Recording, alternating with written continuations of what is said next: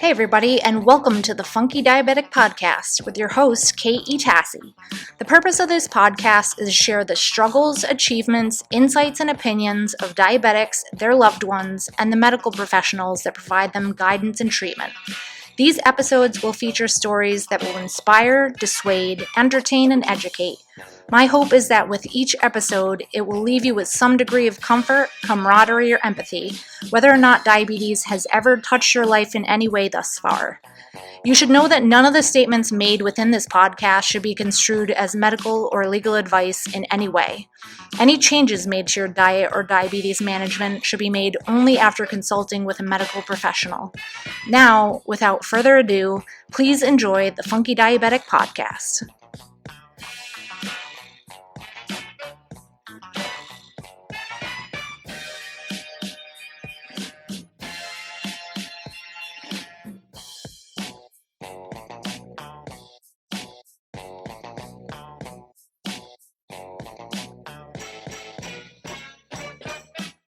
Hey everyone, just before we get into today's episode, I wanted to send a well-earned and sincere congratulations to Daniel Newman, my guest for today's episode. He won the Best in Show podcast at the WeGo Health Awards just a few days after we recorded today's episode. In today's discussion, we talked about having struggles with type 1 diabetes and dealing with diabetes burnout, sort of rebelling against our own bodies and coming to terms with the consequences of that. I think our motivations for doing diabetes advocacy and developing our own podcasts are very similar, and I greatly admire what Daniel Newman has already done in the community, and I can only hope that I do similar acts of giving back to others and providing a listening ear and a source for others to feel like they're not alone in their struggles. So I hope you enjoy today's episode. I hope you'll tune in for more. And for bonus points that lead to absolutely no prize, you can stay tuned on our YouTube channel to watch throughout the episode as my backdrop oddly moves throughout the episode. I'm working on it, guys. This is a post-COVID world. I am barely technologically advanced, and I'm still getting the hang of this thing. So I hope you'll enjoy my discussion with Daniel Newman. I sure did, and I hope you'll stay tuned for future episodes. Please feel free to rate and review and contact me with any suggestions for future episodes. Thank you, and be well. Welcome, everyone, to the Phunky Diabetic podcast. Apologies for the brief hiatus. I have, as some of you know, multiple health conditions, so it's been a rough summer in addition to all the COVID mess. So I am very excited for this next episode because I have Daniel Newman from the Talking Type 1 podcast.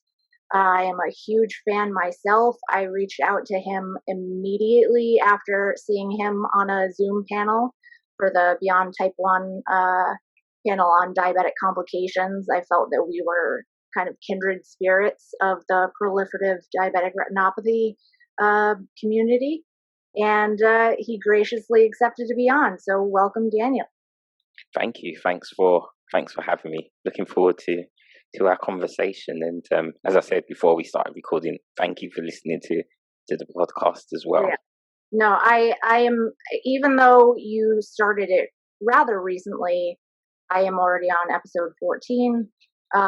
So I think what the listeners will get out of this episode and what they will hopefully get out of listening to your podcast is that you're authentic and you want to make sure that diabetes and the life of the diabetic is seen in all its shapes and sizes, in every kind of capacity.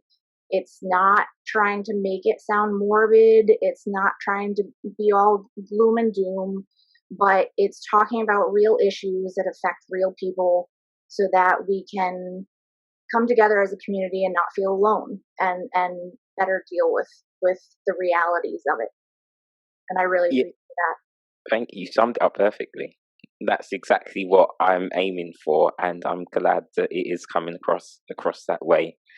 As we all know, life is hard, but and we all face different challenges, and it's really about um, putting light on those challenges. But as you quite rightly say, not in a morbid way, but just to say, look, got type 1, got these challenges, but this is life, and this is how it is. So yeah, thank you.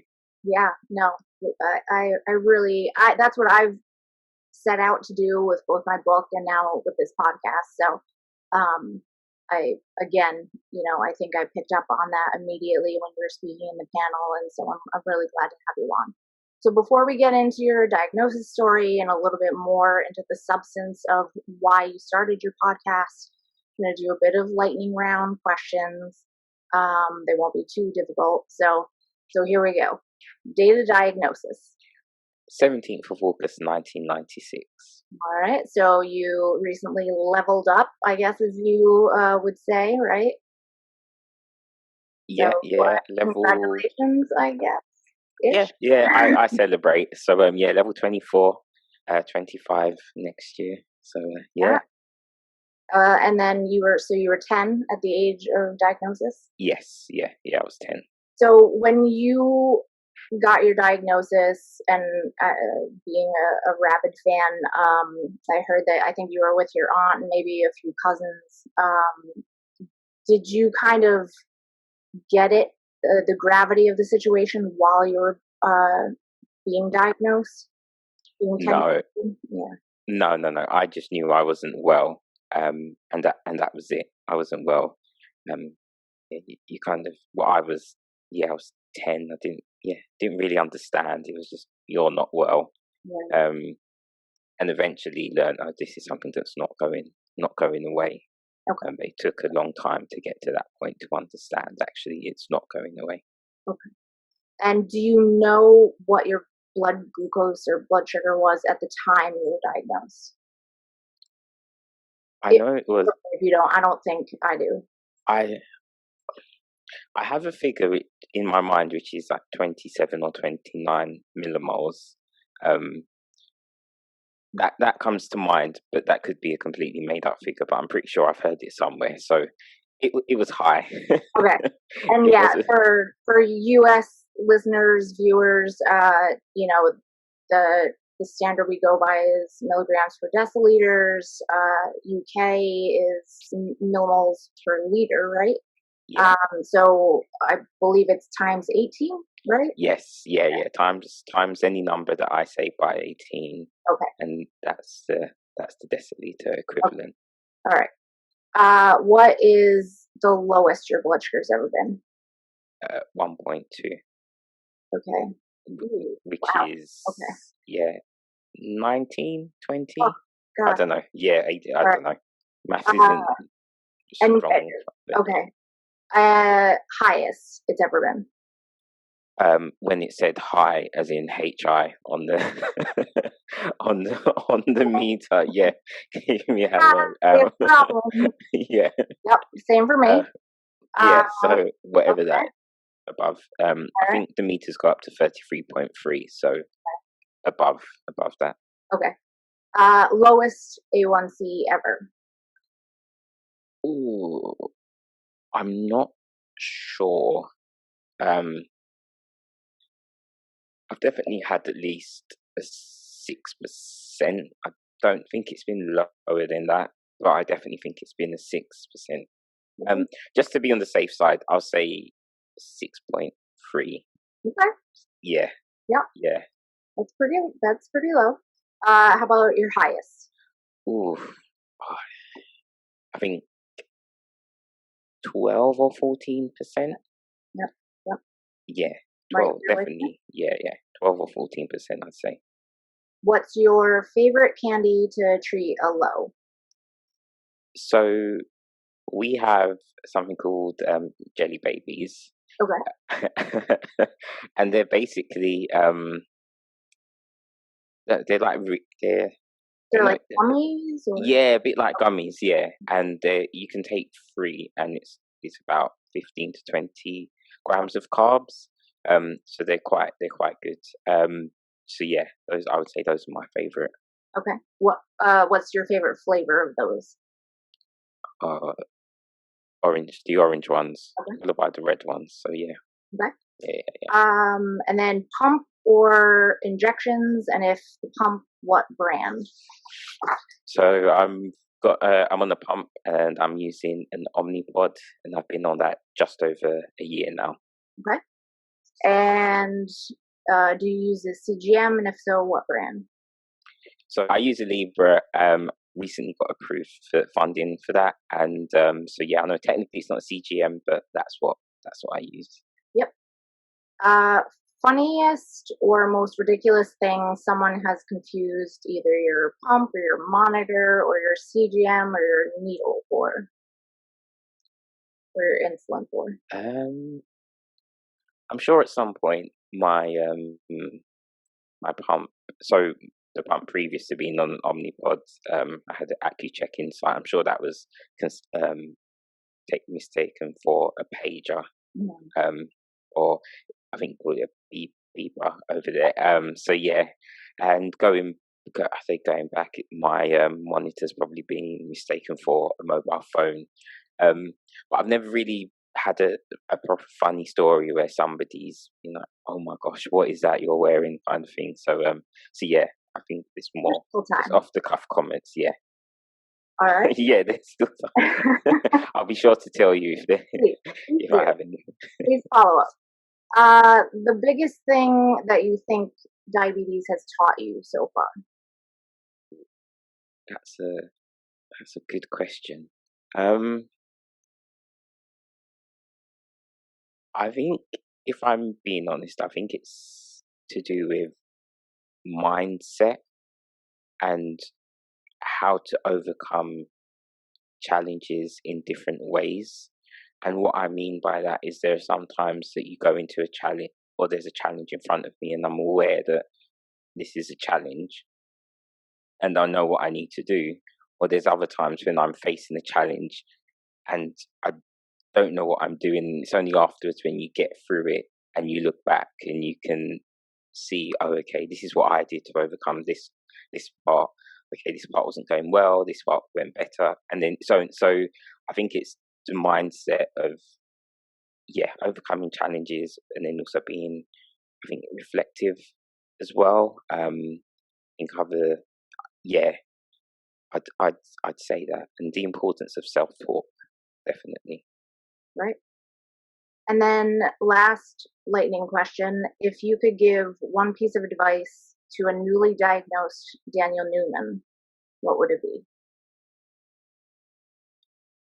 It does get better, and in those times when you're finding it difficult, speak to someone, because that's when you need someone the most, and don't switch off from managing your diabetes.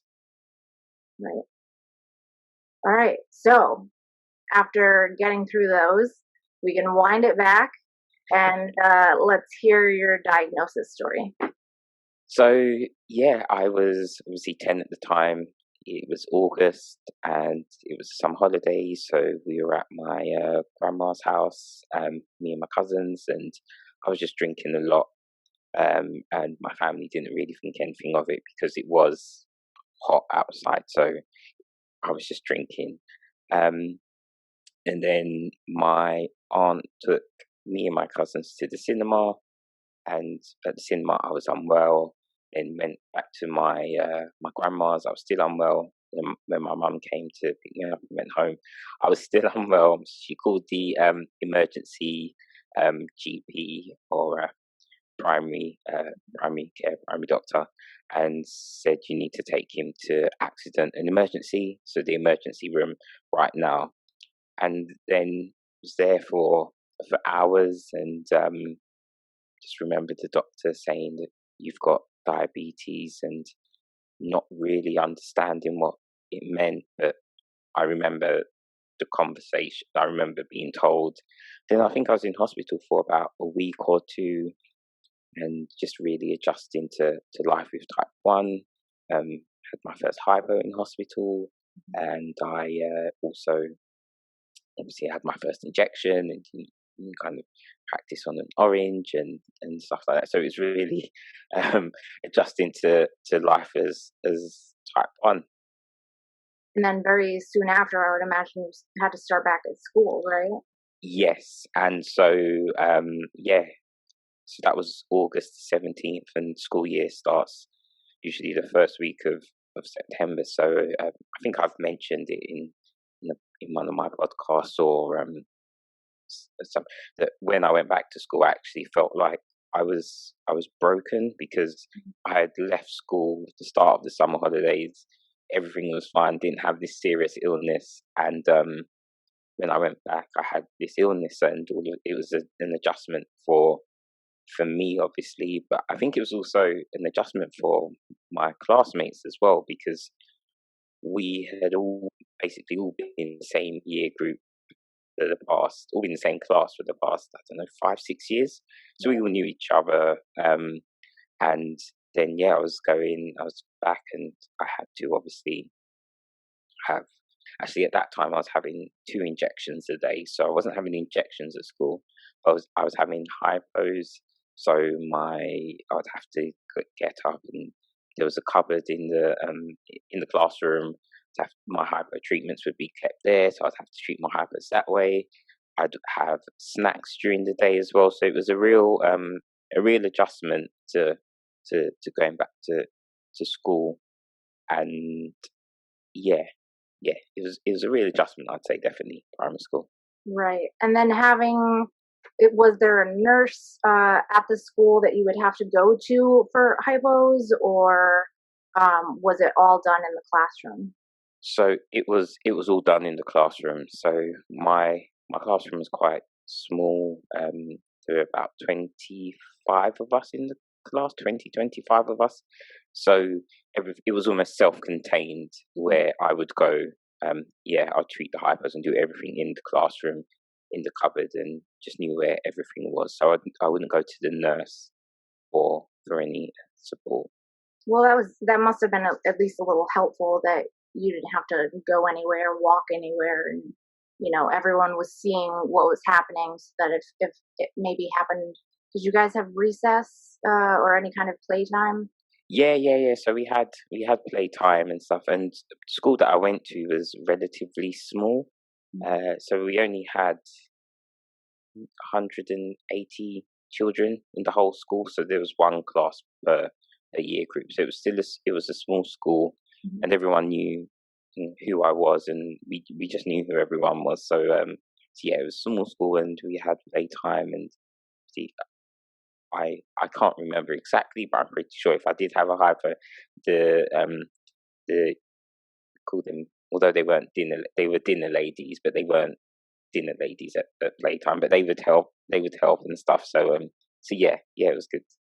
Good. Yeah. So did your friends seem to accept this new thing about you, as far as you can From remember? from what I can remember, yes, I think so. Mhm. I think they did. I might have had one or two comments, if I like, like sugar diabetes, or like Okay. sugar boy or something like that. But overall, I think but people accepted the diabetes. And how was your family in handling this? Was there any history of diabetes of type 1 in your family? So no, I was the first one to be diagnosed with type 1 in my family. One of my aunts, she was later diagnosed with type 1.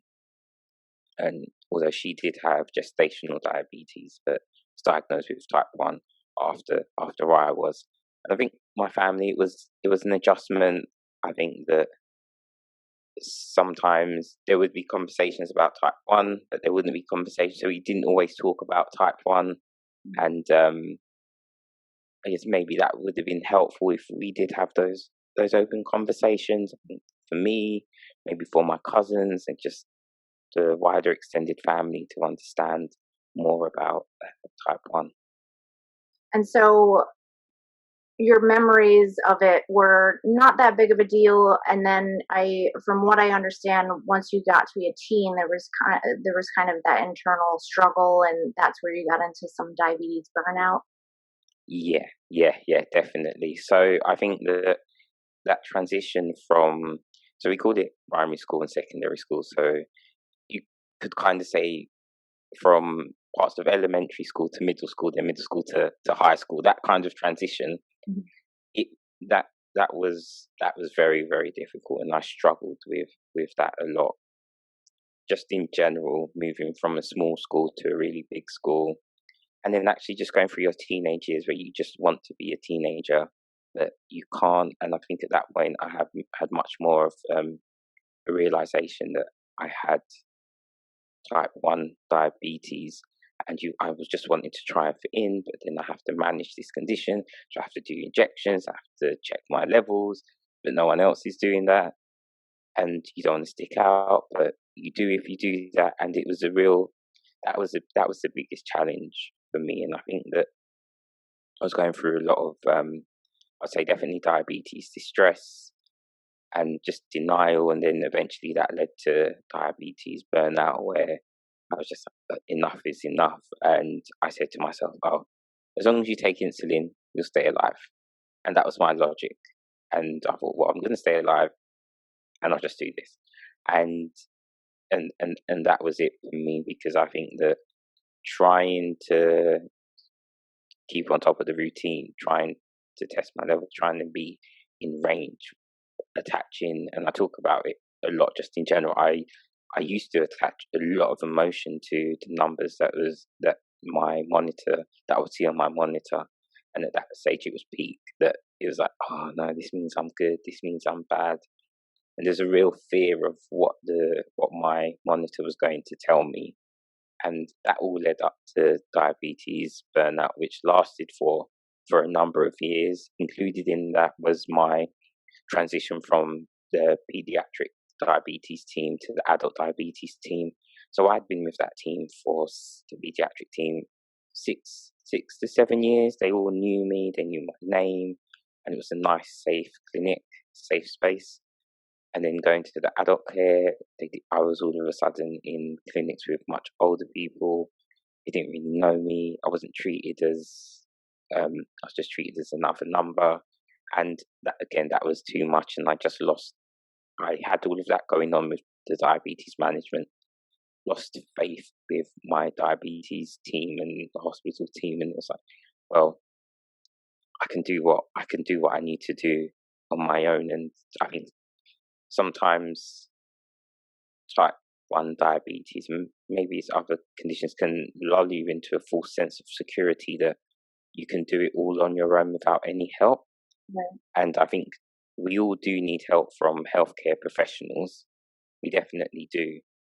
But it can lull you into that thinking of, actually, I don't need help because I know that if I take insulin, this amount of insulin for this amount of carbs, I'll be fine. Or I used to say, I can feel that my blood sugar's 10, or I can feel that I'm a 12, when actually I could be a 20, I Right. could be a 6, but it was how I felt. Right. And so yeah, I had all of that going on, and it's just like, yeah, enough's enough. So I'm not doing anymore. I think the burnout, which these terms, diabetes burnout, diabulimia, things that I went through and experienced and describe in my book, and then, am describing now in my blog and my podcast. I didn't even know these terms existed until recently. Um, but I've come to learn that so many of us go through it, and we all, almost exclusively, all of us, go through it alone before we learn that we've all gone through it and have the almost exact same experience. Um, and we all feel ashamed, and we all feel guilty, and we all feel like, oh, well, I know my blood sugar is going to be high, so I'm not going to bother checking the meter because I know it's going to be high, and I'm just going to feel like shit, pardon my French. So why bother even checking? We get in this vicious cycle, and then it's like well, if my blood sugar's high already, I might as well eat every, sugary snack under the sun because it's high already. So then you don't want to see your diabetic care team because you're going to be ashamed, especially the pediatric ones, because they do tend to be, treating you with kid gloves and being kinder to you. And now you really feel more ashamed and like you're going to disappoint them.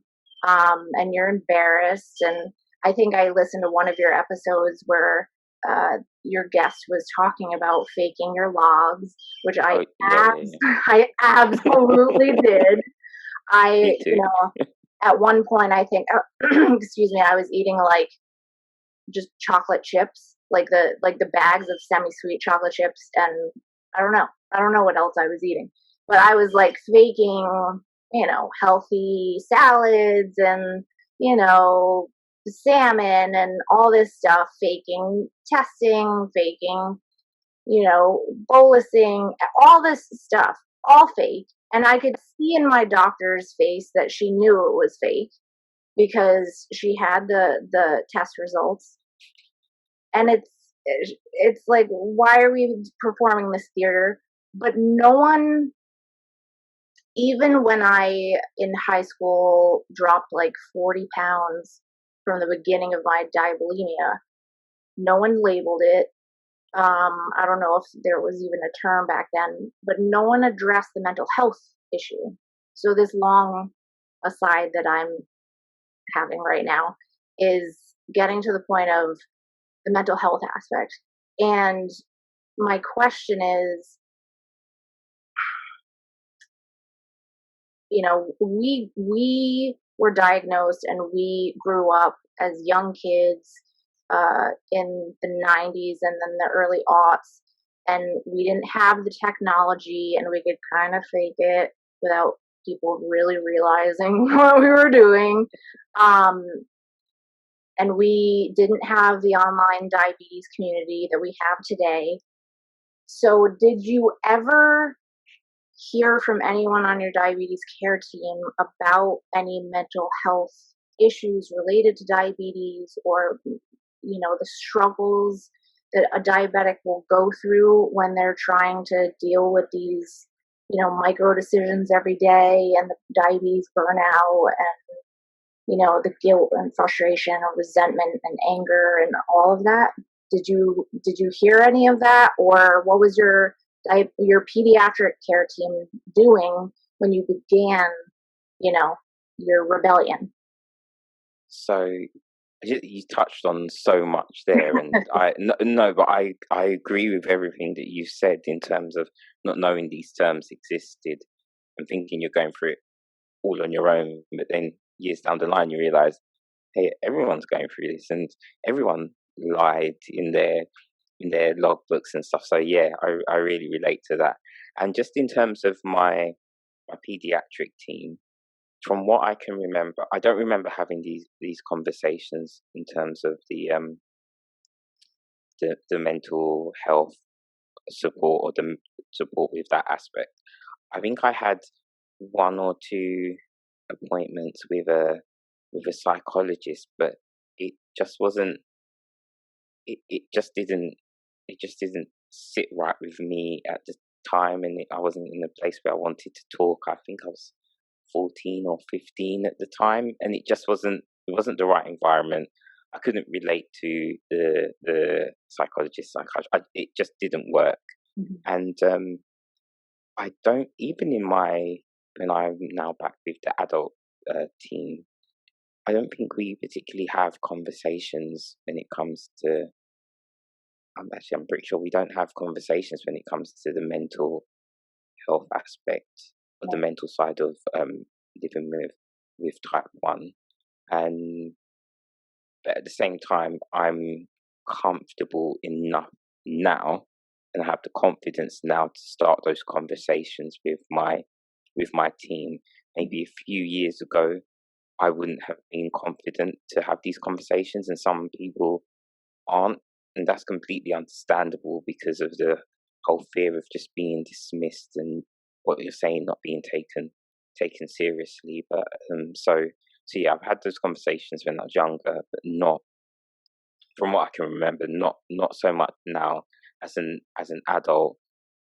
But I also have conversations where not so much discussing the mental side, but saying, look, I've changed my target range because I found when I was trying to get to this range, it wasn't good for me and my management of my type 1, and it wasn't good for my mental well-being. And my team have been like, okay, we understand that, that's fine. So I've had that conversation, but not specifically spoken to a diabetes psychologist in terms of that. But if I wanted to, if I felt it necessary, then I would have that conversation with my team. Great. That's fantastic. I wish that you didn't have to go through what you went through to feel comfortable. And we'll get into the unfortunate diabetic related complications, which led me to see you on that panel. Why I felt that we were kindred spirits is because we both have gone through the proliferative diabetic retinopathy. You have gone through chronic kidney disease and then a kidney transplant. I have gone through diabetic mastopathy, tenosynovitis, diabetic neuropathy, a bunch of other stuff that they've managed to tie into the diabetes. My pancreas is like atrophying at this point, but it took me until I was like on the fast track to dying to really snap out of it and take this stuff seriously. And I'm thinking that podcasts like yours and hopefully like mine and my book and Beyond Type 1 and those panels and our online diabetic community can kind of pick up the slack for what has been missing with the mental health aspect, so that we can save future generations who hopefully won't see a lot of these complications because of the technology that they have available to them. But we all know there's ways to, skirt around the technology and still rebel. But I just wanted to say that I really appreciate the efforts that you're making to, I don't know, not make it as a penance for your past misdeeds to yourself, but to try and, heed others to say, hey guys, you do what you want, but if you do, here's what is going to happen, most likely. And to take this seriously and know that if, it's okay to make mistakes. We're all going to have burnout. This is in many ways insane how many hundreds of decisions that we have to make every single day for the rest of our lives. For some of us, that gentleman that you had on, Paul, yeah. Paul Pritchard. Yeah, who's had it for near 50 years. It's maddening.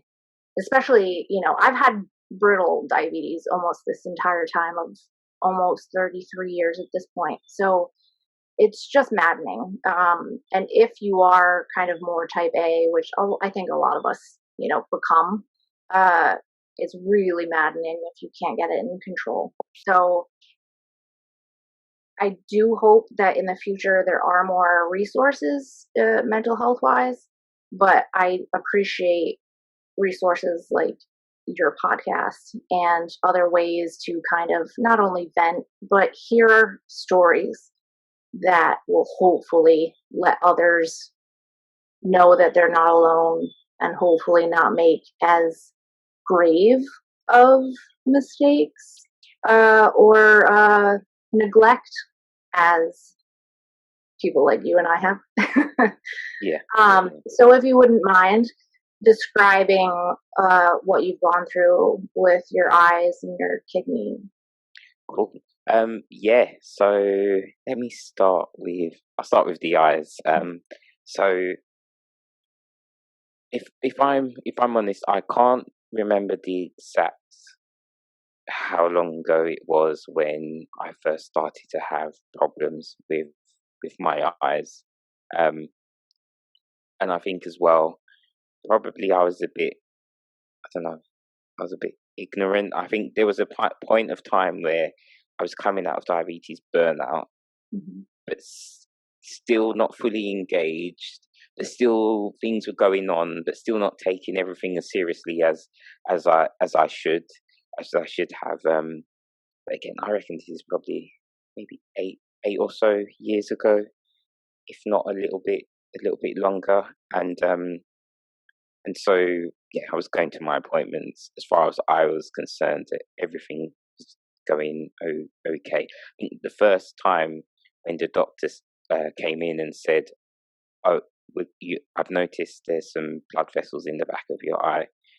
We're going to need to do laser surgery." That was kind of a wake up call for me, because it was like we need to do laser surgery to prevent you from going blind. And so again, that was a real wake up call, because oh, I'm going to go blind if I don't have this laser surgery. So obviously had the first set of laser surgery, and perhaps that was maybe 4 years ago, 4 years ago now. And so went through that, and after that I was having laser surgery, not regularly, but I'd say maybe the first time there was like 2 to 3 months, maybe 4 months in between, and then it was a bit more regularly than that, because of the obviously the blood vessels which were going in the back of my eyes, and also during that time trying to manage my type 1 as well. And also part of that time I had stuff going on with my kidneys as well as my eyes, and I'll talk about the kidney stuff as well. And so yeah, and then I think it was or late 2017. It was in December. I woke up and I had a floater in my eye. Yeah. And if anyone's listening and they haven't had a floater, kind of describe it as like just a little black dot, and wherever you look, you see the floater in your eye. Doesn't matter. You look down and it's there. You look left, it's there. You look right, it's there, and it just doesn't. It didn't go away. So I was panicked by that, and so because this was the first time that I'd ever had a floater, and then went to the hospital, and again had laser surgery to try to sort that out, and it helped, but then it didn't help, and then eventually I had a hemorrhage, so I had a bleed in my eye, and I think I had laser surgery, and that the bleed went away after that. But then another time I had a bleed again, and it came back, and this time it kind of came back with vengeance, and in the end I needed to have vitrectomy surgery. So that's where they took, obviously drained the eye, took gel out of the eye, and cleaned the bleed out of the eye. Um, and so I had that surgery. That was last year, actually, in 2019. So actually, where I said late 2017, I mean late 2018. Okay. Yes. Sorry, I got the years mixed up. So yeah, that was last year. I had that surgery, and for me, it's kind of a weird one with my eyes, is that I was more worried going into that surgery, the vitrectomy surgery, than I was having my kidney transplant, because it just feels like your eyes are your eyes, and they're the way that you see into to the world, and they're such a sensitive part of the body, and that was a real worrying time for me, and I think it was definitely a wake up call, having these issues with my eyes, and just thinking of all the things that I possibly couldn't do. And I think dealing with these complications, and I can touch on it again a bit later, is that the big challenge was not being angry at myself for not looking after myself all those years ago. Right. And that was a big thing that I had to kind of overcome with my the retinopathy, and also with the chronic kidney disease as well. And so yeah, I'm now here a year after the surgery. My eyes are stable, and that's the Right. I I last had an eye appointment in July this year, 2020. See, it's been a bit difficult with everything going on with COVID and stuff like that. But I was desperate to get my eyes checked, so I got those checked. Everything's stable, and that's okay. And I'm I've, very happy to hear that. Yeah. so so yeah, so I know how scary that is, and I have not, had kidney failure. So I cannot say that I understand that equation, but um, I have needed two spinal surgeries and have had a tumor pulling on my spine twice in my life. mm, And I can understand that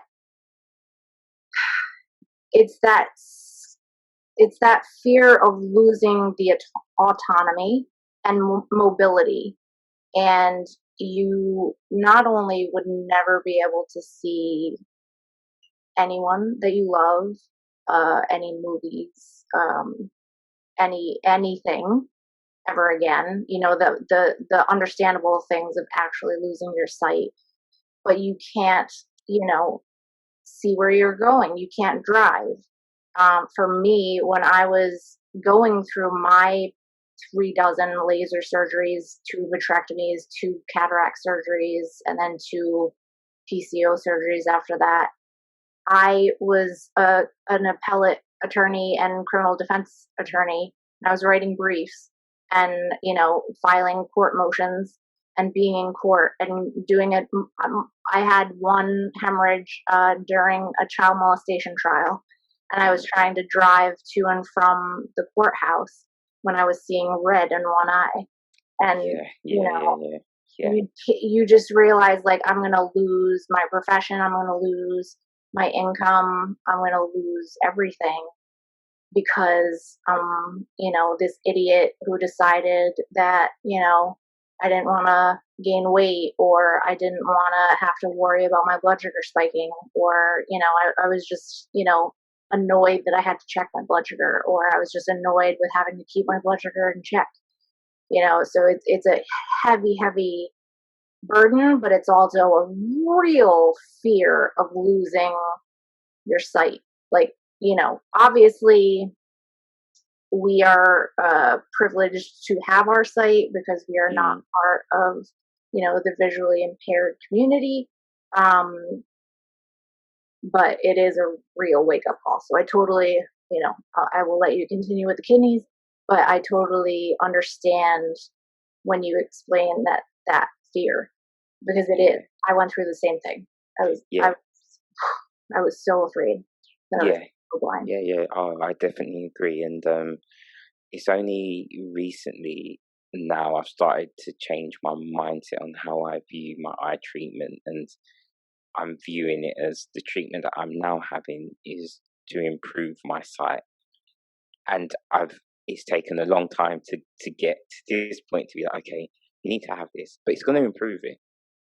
Okay. It might be here now, but if you have your laser surgery, yes, there could be side effects and consequences, but in effect, it should be better than where it is now. And kind of as I said earlier, that I only you only get to this point. I only got to this point through kind of, I don't know, like just getting through what was going on, and then being at this point, and then looking back and being like, oh, okay, why don't you think about it this way? What about it? And so yeah, and or there's times when, as I said earlier, kind of what you go through when it comes to the challenges. Um, and then yeah, so going to the kidney disease. So I was diagnosed with chronic kidney disease in 2013, but prior to that, my kidneys were leaking protein. So there were there were signs there. I think all of this kind of coincides with when I was at that whole burnout Mm-hmm. stage, starting to take things seriously, but not but still taking it serious. So it's so yeah, I was diagnosed with that in 2013, and that was a big challenge for me, to trying to manage my kidney function, and realizing that eventually, or at some point, I will need either a kidney transplant or to go on dialysis. And with the kidney disease, for me, it almost felt like it was an inevitable journey to get to that point. And maybe perhaps looking back, I could have not looked at it that way and tried. I did what I could, but maybe I could have done more. I don't know. But it was very difficult just going through that. And I'm seeing my body change. So I had a lot more water retention. I was keeping water much more than I would, as my kidney function slowly declined, And can I or ask, as it did. for anyone who's listening or watching, how did you pick up on the fact that your kidney was leaking protein? Was it just lab results? What were there any other signs besides, retaining water? So going back to that, so the retaining water was a lot to do with once I had that diagnosis. So it was, I think there was protein in my urine, and that's how my doctor picked it up. And then also, yeah, blood tests and stuff. And then it was certain markers, and then the nephrologist said, yeah, you've got chronic kidney disease. So that's how it was picked up. But yeah, during that whole stage of the function decline, and it was, as it got lower and lower, I was retaining water, and my ankles would swell. I'd feel so tired all the time, and in just like, oh, my the functions dropping. Have to be careful in terms of how much salt I'm taking in, and trying to manage what I eat. And it was really difficult, that whole 5 years up until the having the transplant. And as well, when even the lead up to the transplant, I had a live donor, so I'm very fortunate that a family member donated a kidney to me, and I didn't need dialysis, and I was on the transplant list, but didn't have to wait, get a donated kidney from the list. But so I was very fortunate in that, um, to be in that position, and I was also able to work up until 2 days before my transplant operation. Even though my function had declined, I was like almost just determined to just keep going. And yeah, it was a struggle. But one thing that kind of really helped me as well is that I realized I joined some kidney groups on Facebook, Mhm. and I was expecting everyone to have diabetes, whether it be whatever type. I was just expecting everyone to have diabetes, and they all need kidney transplants. And actually, there were people on there who didn't have. Not everyone had diabetes. There's so many different conditions, or some people just had, might have, and I don't mean this in a, it sounds bad, but or some people had a virus and then it affected their kidney, and then they needed the kidney transplant. And it really opened up my eyes that for many years it was like, if you don't look after yourself, this is going to happen. That's going to happen. And I realized, actually, well, people get sick even if they don't have like diabetes. And I know logically it all makes sense, but it's like people need kidney transplants and they don't have diabetes. And it was like something just went off in my head. And I think that was the start of me changing, me taking away that guilt from me as well, Yeah. of, oh, if only you looked after yourself. Because I was able to rationalize, well, even if I had looked after myself or done better, not looked up, but if I had done better, something could have happened, and I could have chronic kidney disease and need a kidney transplant. And with chronic kidney disease, sometimes you don't get symptoms as well, so that's why it's also picked up through, with the blood work and stuff like that. And so again, that this whole kidney thing is another one where I'm able to look back and realize, oh, okay, well, this helped me here and then, and so yeah, I'm now here, just nearly 2.5 years later, and the kidney's working fine, and it's functioning well, and I'm very fortunate to have a life donor and not need dialysis as well.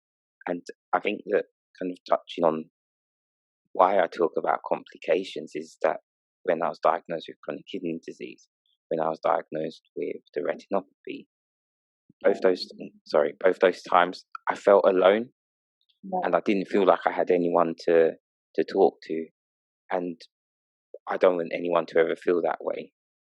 And that's why I like to talk about the complications, is because there are people out there just like you, just like me, who live with complications. And we feel like, I know I certainly did, that I failed some sort of test, but there's no diabetes test. I didn't ask to be an organ. I'm doing the work of an organ. Our bodies are amazing. We're not supposed to be doing the work of our organs. They're supposed to be doing it, and we're put into this role. And so yeah, I just don't want anyone to ever feel alone. And actually, let's kind of just talk about complications and take that stigma away. Because if you are diagnosed with complications, it's okay to talk about it. If you don't have complications, that's okay too. But just know, if you do find yourself in the position, you're not bad, you haven't failed anything, and there's plenty of people out here just like you. So it's almost like wherever you are, you know you're not alone, and you can have those conversations. And it's really been helpful.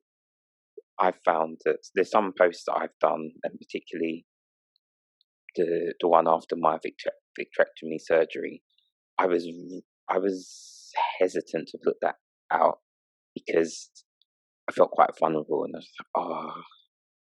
But I realized actually you've shared a lot of your story, and this could help people. So just do it. And I did it, and I've had people since over the past year or so just sending me a DM or just asking questions, saying, oh, I'm going through retinopathy, I'm scared, I've got this, I've got that. What's your experience? It was like, I'm having this operation. And so it's enabled that conversation to take place. And hopefully by doing that, it's helped those people as well. And at least they know that, oh, okay, there's somewhere or there's someone who's gone through it. And then they follow the hashtags diabetic retinopathy, and they can see other people as well. And it's such an amazing thing that we aren't alone. And as you quite rightly say, we're all going through it. We're all, particularly, I would say, those of us. Obviously, there's ones before, but being diagnosed in mid-90s, late 90s, early 2000s, like, yeah, we're not alone at all. So hopefully that's answered your question. I haven't waffled on. Oh, no, absolutely, and I couldn't agree more. I think that's why I reached out to you immediately, and that's why I wrote my book. It was partly cathartic for me to just write it anyways. I think you're just like maybe like a little over 2 years younger than I am, so I think we're both kind of on the cusp of like the oversharing generation, where they they have to post every single move they make, and it's no offense, it's just what is the culture. Um, but I am an acknowledged, I acknowledge that I overshare, and I rightfully understand if someone doesn't want to follow my page, because I will talk about my, pelvic floor physical therapy and how my tethered cord surgery has made me have to relearn how to poop, and so I want to not to gross people out, but I want people to know that if they too are having problems like learning like with bowel dysfunction, that they're not alone and they shouldn't be embarrassed. And it's not like, I didn't do anything wrong to make it so that I have to relearn this basic bodily function. Yeah, it's embarrassing, but why should it be embarrassing? Because I didn't do anything wrong. This is something that's going on with my body because a tumor I was born with did this to me. So I have made my life an open book. I don't think my husband loves that, but he doesn't, he doesn't, protest it. But I too believe that the more that you share the good, the bad, and the ugly, the more, quote unquote, normalized it's going to be for the next person to say, oh, all right, well, maybe I didn't fail at life or at diabetes because I, got this complication. And maybe I would have gotten it anyways. And maybe it's not so rare. And maybe, you know, there's someone out there like me who understands what I'm going through. So I really do appreciate your, I get a lot of people who are like, oh, you're so brave to tell your story. I don't know that I'm being brave. I'm just kind of trying to do my part. Yeah, Um, yeah, and so I, I'm not trying to condescend by saying I appreciate your bravery, but I do appreciate you being authentic and sharing and being open and trying to do your part for the community because I think being vulnerable and being open and public, as you've seen, is really making a difference already. You're already seeing the feedback from other people who are coming to you and saying, "Hey, I've been through this, or I'm going through this. I'm about to go through this. What can you tell me?" Or "Thank you for sharing your story." yeah, yeah. Thank you. And yeah, you definitely do. Yeah, you do see. I'm sure you've seen it as well when you do get those messages and and the and the feedback and so. And it's just nice to know that you've actually been able to help someone just not feel that little bit um alone. Um, did you want me to talk about the healthcare system over here in my I do, experience? yeah. If you wouldn't Cool. mind, because Yeah. I spoke. I don't know if you know diabetic Tim. Um, he used to live in the UK. He's South African, um, and has since relocated back down there. But he had a podcast in the UK for a while, and he I don't think I'm oversharing by saying this because I'm pretty sure he said it on his podcast episode when I was talking to him. But he said that he was starting to get diabetic retinopathy, um, but that he had an appointment like far out in the future to get his next set of pictures, I think, for his eyes. So I was just curious, especially for the kidneys. It sounds like for both your retinopathy and your chronic kidney disease and the kidney transplant, that your care team were very on top of your health. So do you feel like the healthcare system there that all of your healthcare needs as well as the complications and specialists that you've gotten attentive and efficient, fast care? Not, I'm not asking you to like bash your Yeah. company's healthcare system. No, no, I know. I I think the NHS is great, and I think when you live with a chronic illness, you see how great the service is. Mm-hmm. When it comes to my retinopathy, if I'm honest, I think that overall the team's been pretty good.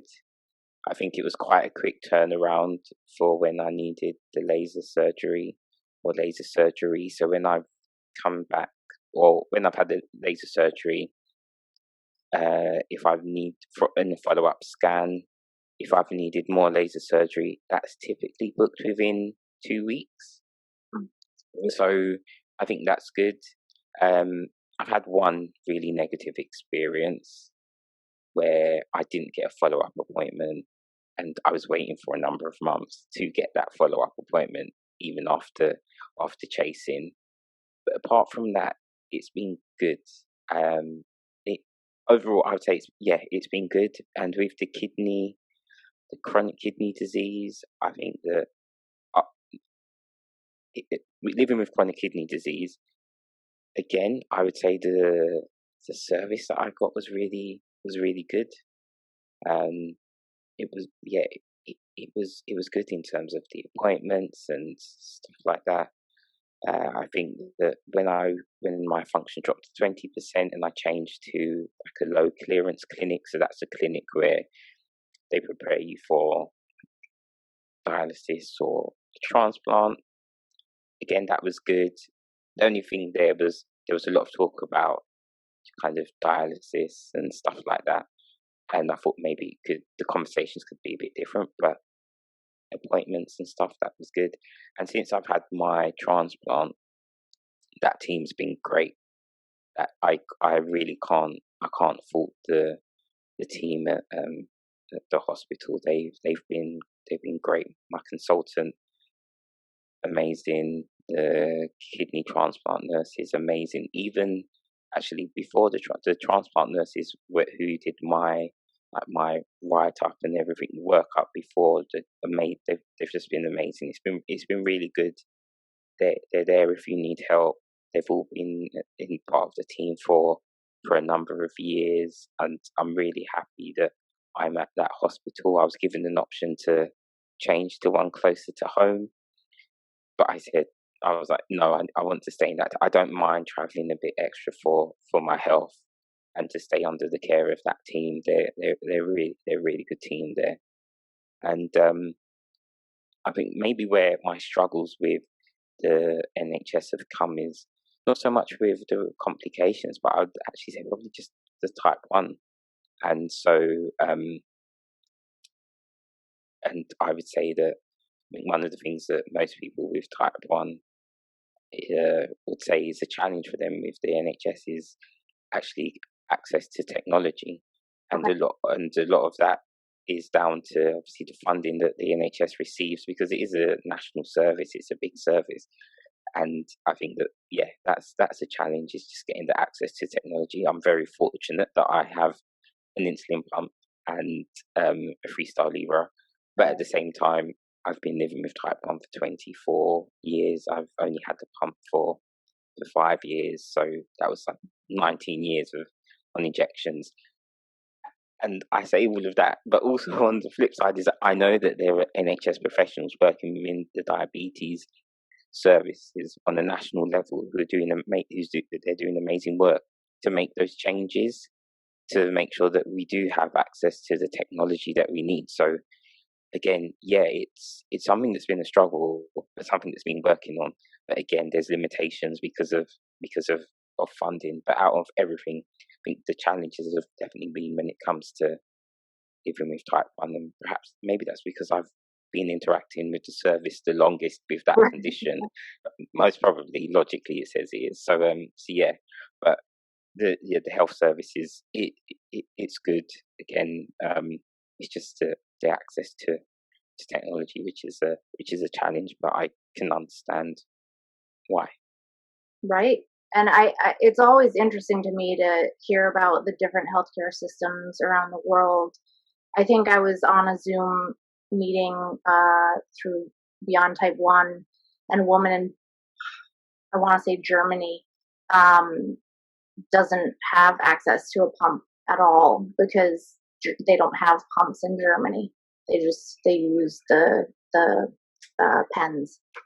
So it's just unfortunate because the technology is available. So, here we obviously are fighting over the price of insulin and, the quality of our healthcare system and pre-existing conditions. And, no, I don't know that any healthcare system is perfect. But I think it's important to know what's going on around the world with the type 1 community to find out, how to make it better across the board. Because it's really unfortunate that we all can't be sharing the same benefits. It should be an equal experience for everyone who has type 1 living in 2020 right now. And it's just insane that it's not, that it's so vastly different depending on where you're born. I definitely agree with that. It should be, it should be the same, but unfortunately, it's not. Yeah. So on that topic, what are your hopes for the future of the diabetic community besides, getting people the technology? My genuine hopes is that it continues to grow and evolve, and actually we are able to have these conversations about complications.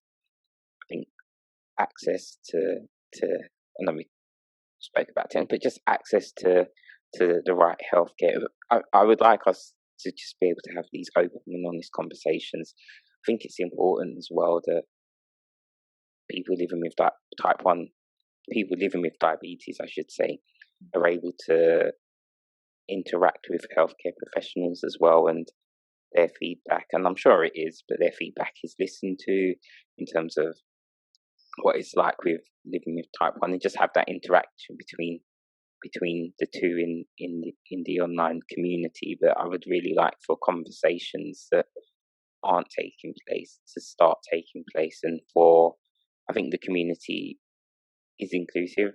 I think it's about being more, I don't know if you can be more inclusive, but make sure that everyone feels included and everyone's represented. Right. Everyone's as well in the community. Yeah, fully be represented. Yes, yeah. Everyone's, that's correct. Yeah. Whole time, I guess. Yeah. I was listening to one of your episodes on Black Voices, and Yes, yeah. that's there's an amazing book called Just Medicine, and it's written by a law professor. She's actually a dean of a law school here, but it makes a very strong and clear case for, at least in America, how doctors are not overtly, although this was written in 2015 before Trump became president, but implicitly discriminating against persons of color when it comes to healthcare, in treating them and assuming things about them. And it goes through great detail to explain why it's happening and how it can change. And there could be a whole new podcast episode on that. And I'm trying to see if she'll come on to talk about that. But I agree, there needs to definitely be more and greater discussion about the inequities of voices heard and treatment and representation going on. So I really, again, wanted to thank you for all that you've done and will continue to do, and for taking the time to speak with me. And I know we'll be speaking again soon, because you have very graciously asked me to be on your podcast. Looking forward to it. I am as well. But I really, really appreciate you coming on mine and sharing your story. And I'm hoping that anyone who listens to this will, binge listen to your podcast like I have, and continue to listen to your future episodes, because it's really important to hear the authentic, real stories of parents, of underrepresented voices, of people who, are too embarrassed that they've never changed an infusion set. There are so many subsets of the community that feel that they're alone, and that, are too embarrassed to talk to someone about their problem or their issue. And you have given them a voice. And I'm so thankful for that. And so thank you, and honestly, thank you for having me. And as I've said before, thank you for listening to the episode. So everything that you said, I know which episode and who you're talking about as well. So I remember people's stories. So thank you. I appreciate it. I'm looking forward to turning the tables and interviewing you. Great. So in the meantime, besides me telling people to listen to the Talking Type 1 podcast, where can people find you? So I am most active on Instagram. So my handle is at T1D_Dan. I'm on Twitter as well with that same handle. And on the podcast handle on Instagram is Talking Type 1 Podcast. Right. Awesome. Well, again, I really appreciate you being on and sharing your story. And I look forward to hearing future episodes and hearing more about everything that you're going to do for the community, because I know you're going to do great things. Thank you. And again, thank you for having me, and thank you for supporting the podcast as well. I know this might sound a bit cliche, but it genuinely means a lot to me. So thank you. And I'm looking forward to interviewing you. Like I said before we started recording, you have to start learning to accept your success. Trying. And I have already given it a 5-star rating, as should all of these listeners. Thank you. And they should to yours as well. Thank you very much. Thanks for listening to the Phunky Diabetic Podcast. Tune in to future episodes by logging on to phunkydiabeticpodcast.com, and that's funky with a PH. On the website, you'll find links to follow the podcast on Instagram, Facebook, and Twitter, and can submit questions, comments, and suggestions for future topics. You'll also find links on the website that will enable you to listen to, subscribe to, rate, and review the podcast on Apple Podcasts, Google Podcasts, Stitcher, and more. Remember, none of the opinions expressed in this episode should be construed as medical or legal advice. Please consult a medical professional before making any change to your diet or diabetic healthcare regimen. I hope you'll be well, stay safe, and keep listening to the Phunky Diabetic Podcast.